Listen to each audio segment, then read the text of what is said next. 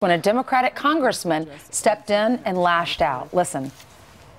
When it comes to mixing the abortion issue with the challenges that we face in many of our hard-hit communities, I feel it disingenuous that the issues of Medicaid would come up. Abortion is a leading cause of death in the black community today. And to suggest I'm disingenuous shows your ignorance or your absolute inability to deal with Congress people, and I expect an apology.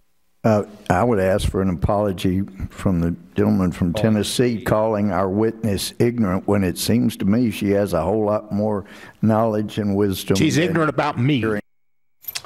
Texas Congressman Louie Gohmert joins us right now from our nation's capital. Congressman, all right, so it was quite fiery there in the hearing room, but what was her larger point? She had a perfect point. I mean, she's someone who has been there. She has lived the welfare life. She's had the tough knocks, and yet she grabbed herself by the bootstraps. She became a Christian. She worked her way out. But she understands that African Americans are now not the largest minority in America, that you have 20 million of the 60 million abortions they're against or done on black women.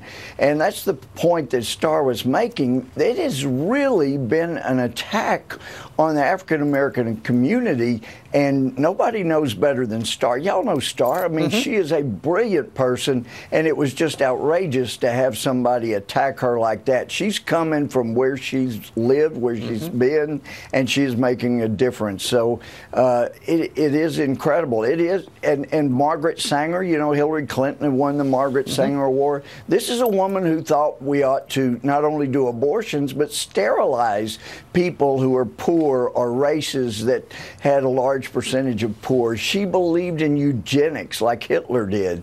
And so it's just amazing to see somebody like Margaret Sanger be a hero and Starr Parker be disparaged. I tell you, the toughest thing in America these days to be is black, a Christian conservative. Ask Clarence Thomas. It is the toughest thing in America to be.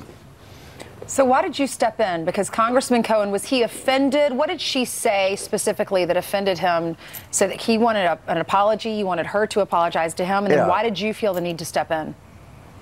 Well, because our witness that we had invited was being attacked.